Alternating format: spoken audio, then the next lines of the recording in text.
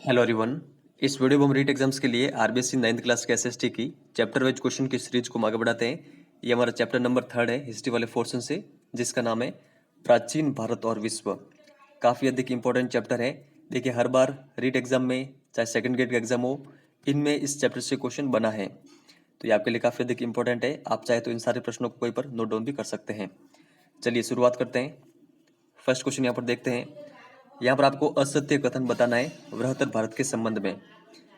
निष्क सोने का सिक्का था, धरण चांदी का सिक्का था, मास्क तांबे का सिक्का था, कांकनी लोहे का सिक्का था। तो कौन सा कथन यहाँ पर गलत है वो आपको बताना है।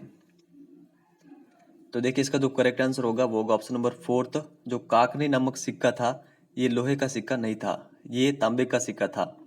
तो मासक और काकनी ये दोनों तांबे के सिक्के थे, निष्क सोने का सिक्का था और धरण चांदी का सिक्का था। ये सारे फैक्ट आप ध्यान रखिएगा। आगे चलते हैं। कुमार संभव और रघुवंश नामक महाकाव्य किसके हैं? भारवी, भरत, कालिदास या फिर कौटिल्य? तो देखिए, इसका जो करेक्ट आंसर होगा, कुमार संभव और रघुवंश नामक ये दोनों महाकाव्य हैं कालिदास के। तो यहाँ पर ऑप्शन नंबर 3 हमारा करेक्ट आंसर होगा। प्रस्तर स्तंभ कहाँ स्थित है जो समतल भूमि पर बिना गाड़े खड़ा है? यहाँ पर एक गाड़े है, बिना गाड़े खड़ा है। सारनाथ में है, दिल्ली, बेलूर या फिर कोई नहीं? तो देखिए, इसका जो करेक्ट आंसर होगा वो होगा बेलूर कर्नाटक में स्थित है प्रस्तर स्तंभ, जो कि समतल भूमि पर बिना गाड़े खड़ा है। तो ये आपको ध्यान रखना है। आगे चलते हैं। लीलावती और सिद्धांत शिरोमणि नामक ग्रंथ किसके द्वारा लिखे गए थे? भास्कराचार्य, बोधायन, आर्यभट्ट या फिर नागार्जुन? तो देखिए, लीलावती और सिद्धांत शिरोमणि ये ग्रंथ लिखे गए थे भास्कराचार्य के द्वारा। तो यहाँ पर ऑप्शन नंबर 1 हमारा करेक्ट आंसर होगा। आगे चलते हैं। प्राचीन समय में व्यावसायिक संगठनों को क्या कहते थे? व्यापारी, श्रेणी, गण या फिर 2 और 3 दोनों? तो देखिए, प्राचीन समय में जो व्यापारिक या फिर जो व्यावसायिक संगठन होते थे, इनको कहा जाता था श्रेणी और गण। तो इसका जो करेक्ट आंसर होगा वो होगा 2 और 3 दोनों। ऑप्शन नंबर 4 हमारा करेक्ट आंसर होगा। तो ये फैक्ट आपको ध्यान रखने कंटेस्टली। विश्व का पहला विश्वविद्यालय कौन सा है? विक्रमशिला विश्वविद्यालय, तक्षशिला विश्वविद्यालय, नालंदा विश्वविद्यालय या फिर कोई नहीं?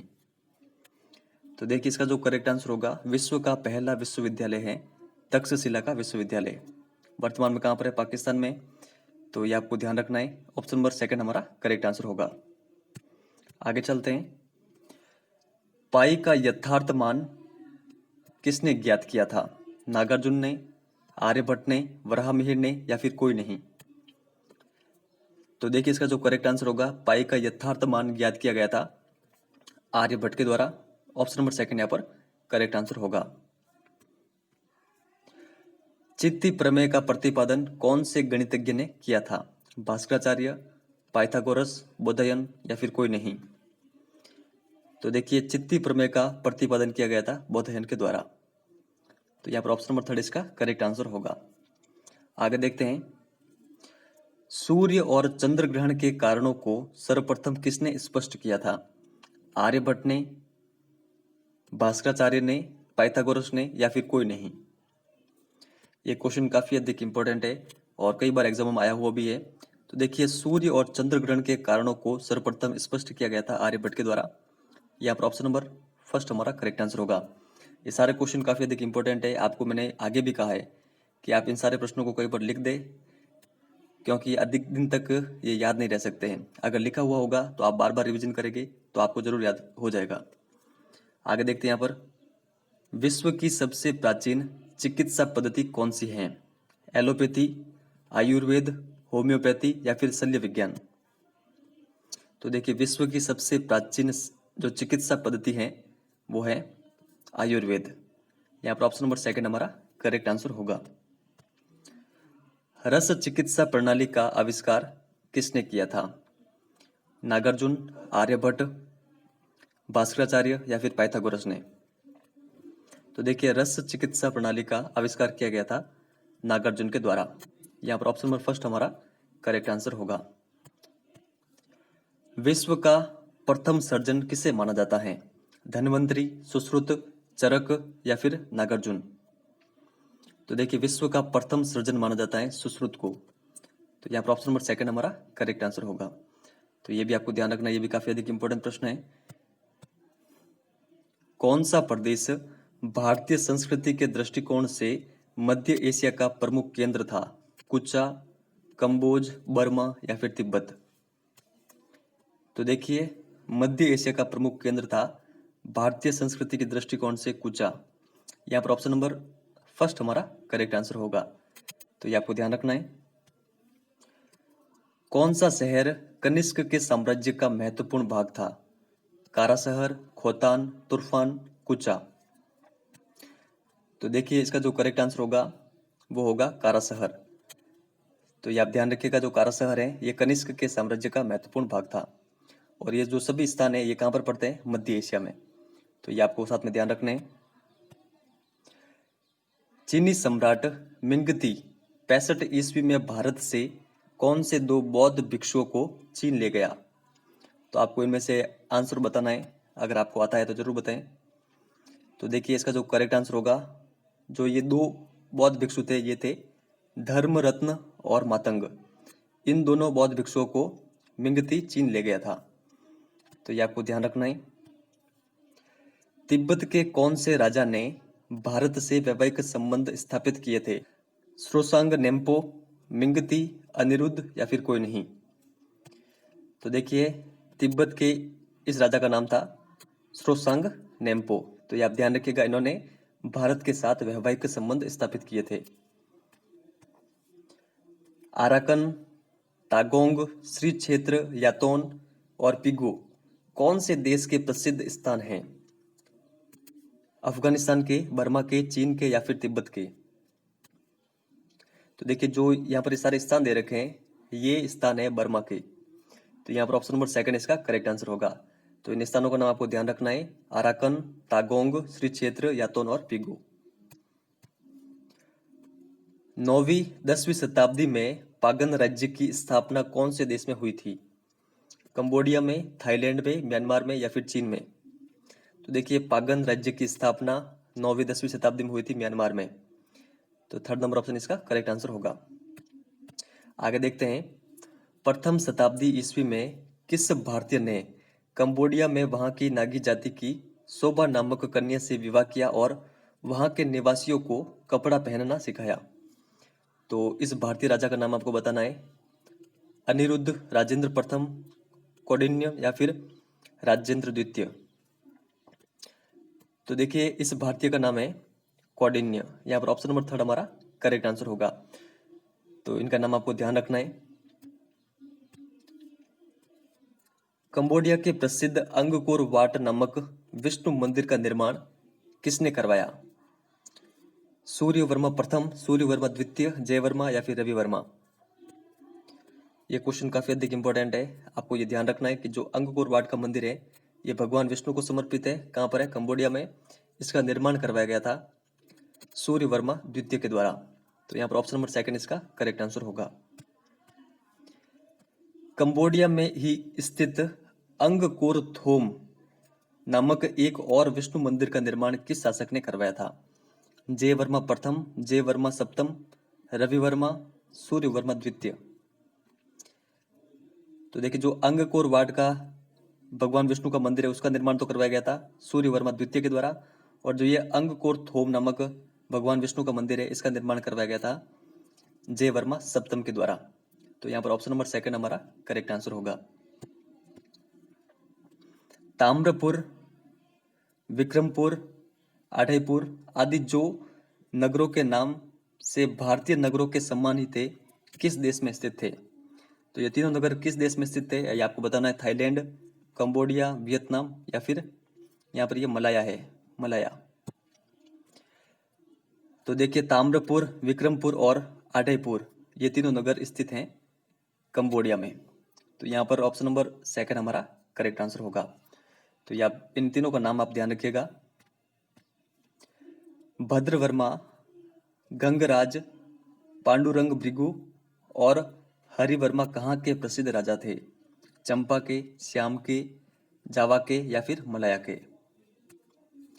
तो देखिए ये चारों प्रसिद्ध राजा थे कहाँ के? चंपा के। तो ये आपको ध्यान रखना है, यहाँ पर ऑप्शन नंबर फर्स्ट हमारा करेक्ट आंसर होगा। ये काफ़ी अधिक फेमस राजा थे, तो इनका नाम आपको ध्यान रखना है। इनका संबंध था चंपा से। चंपा, इसका वर्तमान में नाम क्या है? वियतनाम। चंपा की राज्य भाषा क्या थी? संस्कृत, हिंदी, प्राकृत या फिर कोई नहीं? तो देखिए चंपा की राज्य भाषा थी संस्कृत। यह ऑप्शन नंबर फर्स्ट हमारा करेक्ट आंसर होगा। भद्रवर्मा द्वारा निर्मित माइसन का मंदिर कहाँ पर स्थित है?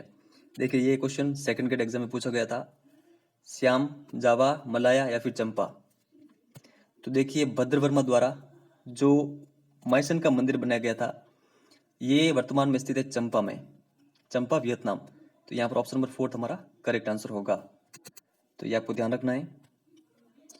कर्मपुर, कलशपुर, कड़ाह व पहंग आदि किस देश के प्रसिद्ध प्रमुख राज्य थे? तो आप बताइए यहाँ पर करेक्ट आंसर क्या होगा? श्याम, जावा, मलाया या फिर चंपा? तो देखिए ये सभी राज्य थे मलाया के। यहाँ पर ऑप्शन नंबर थर्ड हमारा करेक्ट आंसर होगा। तो इन चारों का नाम आपको ध्यान रखना है, करमपुर, कलशपुर, कड़ा और पहंग। चोल साम्राज्य के प्रतापी राजा राजेंद्र प्रथम का किस द्वीप पर व्यापारिक नियंत्रण था? मलाया, श्याम, जावा या फिर चंपा? तो देखिए इसका जो करेक्ट आंसर होगा वो होगा ऑप्शन नंबर फर्स्ट। जो मलया द्वीप था, मलया द्वीप पर चोल साम्राज्य के प्रतापी राजा राजेंद्र प्रथम का व्यापारिक नियंत्रण था। मलया का वर्तमान में नाम क्या है? मलेशिया। तो ये आप ध्यान रखिएगा, यहाँ पर ऑप्शन नंबर फर्स्ट हमारा करेक्ट आंसर होगा। भारतीयों ने कब जावा में अपना उपनिवेश स्थापित कर लिया था? तो आपको करेक्ट आंसर बताना है, अगर आपको आता है तो बताइए जरूर। तो देखिए भारतीयों ने इंडोनेशिया का एक द्वीप है जावा, इस पर अपना उपनिवेश स्थापित कर लिया था 65 ईसा पूर्व में। ऑप्शन नंबर फर्स्ट यहाँ पर करेक्ट होगा। श्री विजय नाम का प्रसिद्ध नगर किसका भाग था?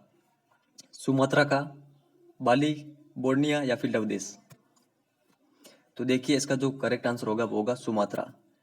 श्री विजय नामक प्रसिद्ध नगर था सुमात्रा का। सुमात्रा किसका द्वीप है? इंडोनेशिया का एक द्वीप है, और प्राचीन समय में इसको स्वर्ण द्वीप भी कहते थे।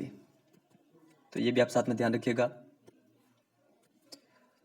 लवदेश के आदि देवता कौन माने जाते हैं? विष्णु, भद्रेश्वर, शिव या फिर इंद्र? तो देखिए लवदेश के आदि देवता माने जाते हैं भद्रेश्वर। यहाँ पर ऑप्शन नंबर सेकंड इसका करेक्ट आंसर होगा। आगे देखते हैं, लवदेश का प्रथम राजा कौन था? तो कौन था? अजय वर्मन, श्रुतवर्मन, श्रेष्ठ वर्मन या फिर कोई नहीं? तो देखिए लवदेश, इसका वर्तमान में नाम क्या है? इसका नाम आप ध्यान रखिएगा, लाओस। तो लवदेश का जो प्रथम राजा था वो था श्रुतवर्मन, और इनके पुत्र का नाम है श्रेष्ठ वर्मन। शालिवाहन संवत का प्रचार कहाँ पे हुआ था? श्याम में, जावा में, लवदेश में या फिर चंपा में? तो देखिए इसका जो करेक्ट आंसर होगा वो होगा लवदेश, यानी लाओस में। लाओस में हुआ था शालिवाहन संवत का प्रचार।